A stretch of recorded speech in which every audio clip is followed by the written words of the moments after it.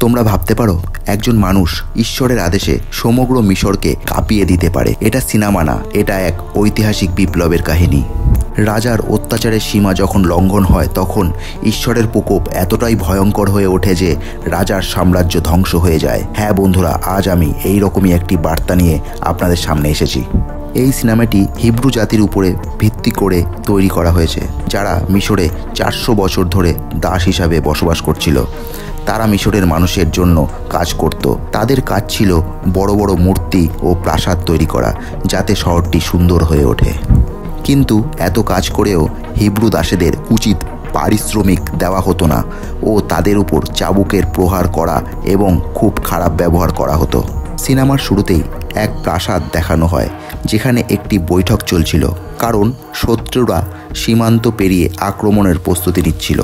রাজা বলেন, আমি চাই না শত্রুরা আমাদের আক্রমণ করুক, তাই আমাদেরই তাদের উপরে গিয়ে আক্রমণের করতে হবে, যুদ্ধ করতে হবে। এই প্রাসাদে একজন ভবিষ্যৎ বক্তা মেয়ে ছিল। তার তন্ত্রবিদ্যার সাহায্যে সে বলে, এই যুদ্ধে আমাদেরই জয় হবে, কিন্তু সেনাপতির জীবন বিপন্ন হবে এবং যে তার জীবন বাঁচাবে সেই হবে পরবর্তী রাজা। তখন রাজার দুটি প্রিয় সেনাপতি ছিল, একজন তার পুত্র রামসে ও আরেকটি ছিল তার বোনের পুত্র মুসা। এই মুসাই হলো এই গল্পের আসল নায়ক। এটা শুনে মুসা কিছু ভাবে না, কিন্তু রামসে খুব চিন্তায় পড়ে যায়, কারণ সে ভবিষ্যৎবাণী বিশ্বাস করে। রামসে মুসাকে বলে, আমি যদি বিপদে পড়ি তুমি আমাকে সাহায্য করতে এসো না। এই বলে তারা দুজনেই সবার সাথে যুদ্ধে বেরিয়ে যায়। তারা পরিকল্পনা মাফিক তাদের শত্রুর উপর আচমকা হামলা করে দেয়। যুদ্ধ চলে, যুদ্ধে শত্রুদের ডেরা ধ্বংস হয়ে যায়। মুসা দক্ষতার সাথে যুদ্ধ চালায়, রামসেও অনেক শত্রু মারে। এক সময় এমন আসে যখন রাজার পুত্র জীবন বিপদে পড়ে যায় আর মুসা তার জীবন বাঁচায়। যুদ্ধ শেষে যখন তারা ফিরে আসে তখন তাদের সেনাদের প্রজারা উল্লাসের মাধ্যমে স্বাগত জানায়। পরের দিনে দেখা যায় রাজা জানে মুসা তার ছেলেকে বাঁচিয়েছে।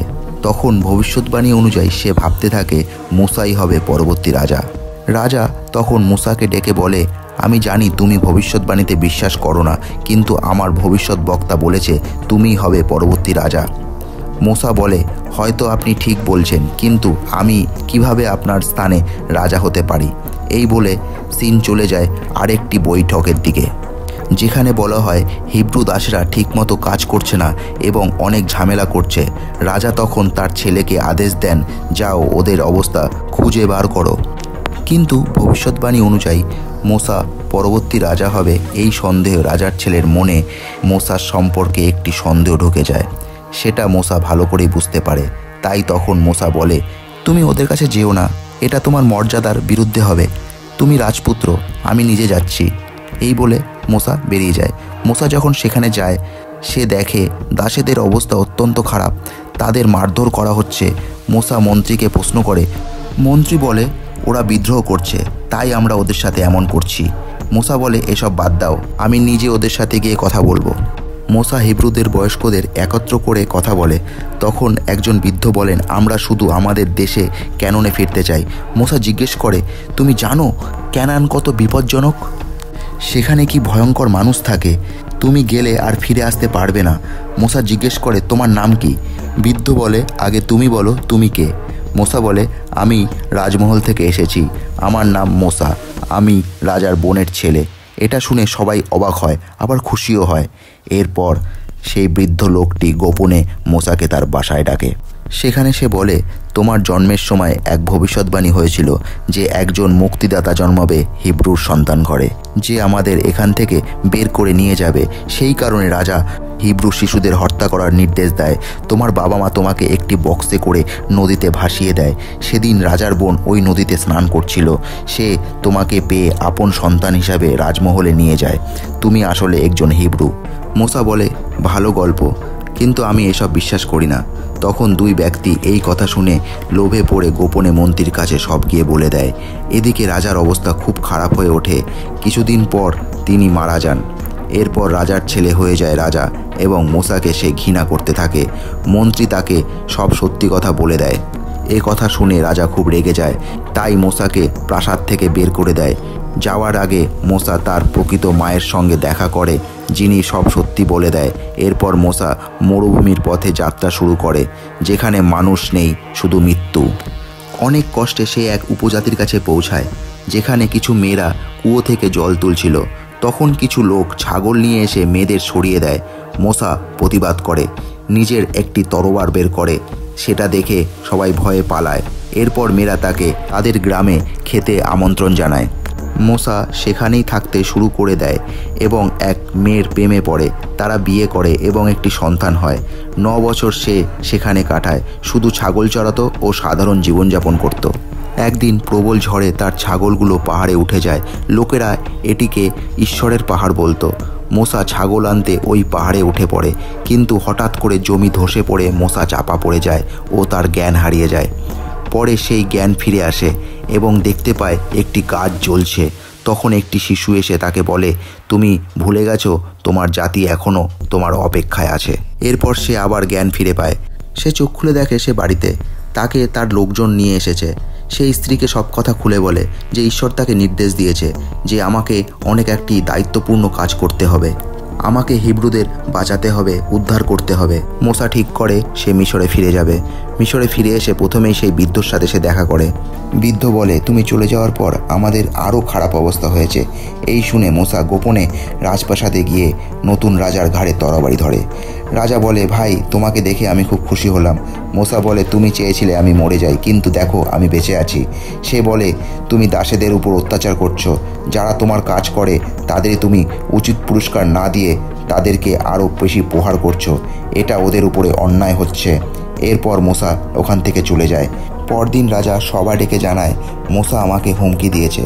সৈন্যদের আদেশ দেয়, ওকে যেখানেই পাবে হত্যা করো, খুঁজে বের করো। ওর সাথে যারা যারা সাথ দেবে তাদেরও হত্যা করো। মোসার সমর্থকেরা কিছু বলেনি, তাই রাজা তাদের ফাঁসিতে ঝুলিয়ে শাস্তি দেয়। অন্যদিকে মোসা দাসেদের নিয়ে একটি দল তৈরি করে এবং তাদের প্রশিক্ষণ দেয়। তাদের ঘোড়া চড়া, তীর ছোড়া, তরবারি চালানো শেখায়। তারা প্রথমে মিশরের জনগণকে হয়রানি করে, ঘরবাড়ি ও নৌকো পুড়িয়ে দেয়।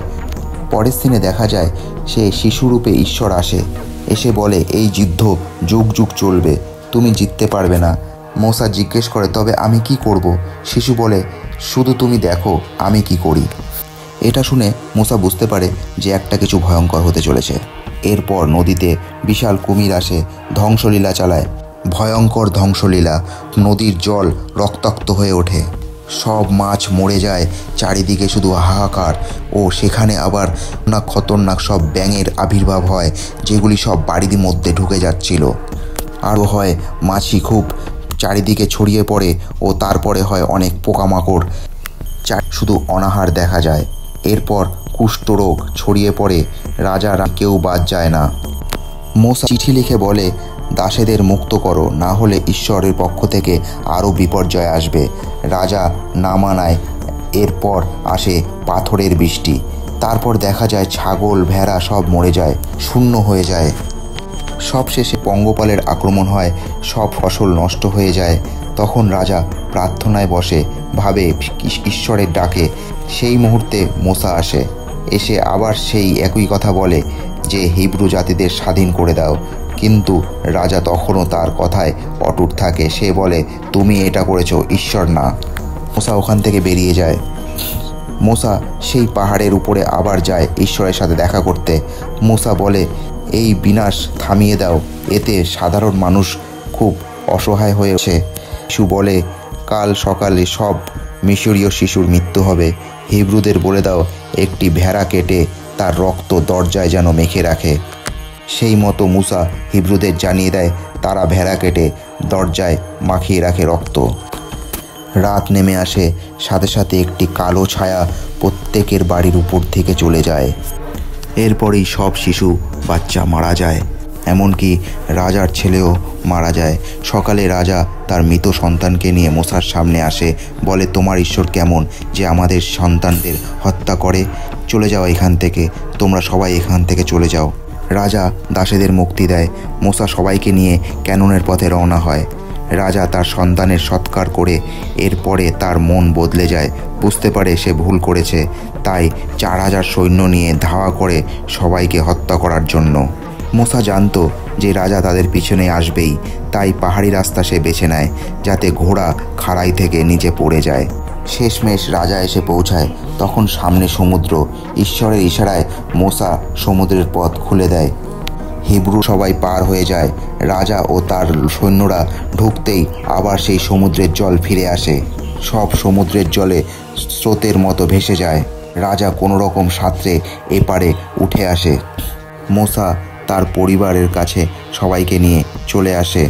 এসে তার স্ত্রীকে বলে, আমরা একটি ভালো জায়গা খুঁজতে যাচ্ছি যেখানে আমরা সবাই ভালো মতো বাস করতে পারবো। তারা সেই অনুযায়ী একটা জায়গায় রওনাও দেয়। মুসা ঈশ্বরের কথা অনুযায়ী পাথরে খোদাই করে কিছু আদেশ লিখে যায়, যেগুলি পালন করলে মানুষের ভালো ও নির্মল জীবনযাপন করতে পারবে। শেষ দৃশ্যে দেখা যায় এই ঈশ্বররূপী শিশুটি মোসার সাথে সাথেই চলছে সেই যাত্রায়। এইভাবে এই সিনেমার গল্প শেষ হয়। ঈশ্বর আছেন, ভগবান আছেন। তাই বন্ধুরা, ভিডিওটা যদি ভালো লেগে থাকে অবশ্যই লাইক করতে ভুলবেন না ও আমাকে কমেন্টে জানান আমি কোন মুভির গল্প নিয়ে আপনাদের সামনে আসব। থ্যাংক ইউ বন্ধুরা, ধন্যবাদ।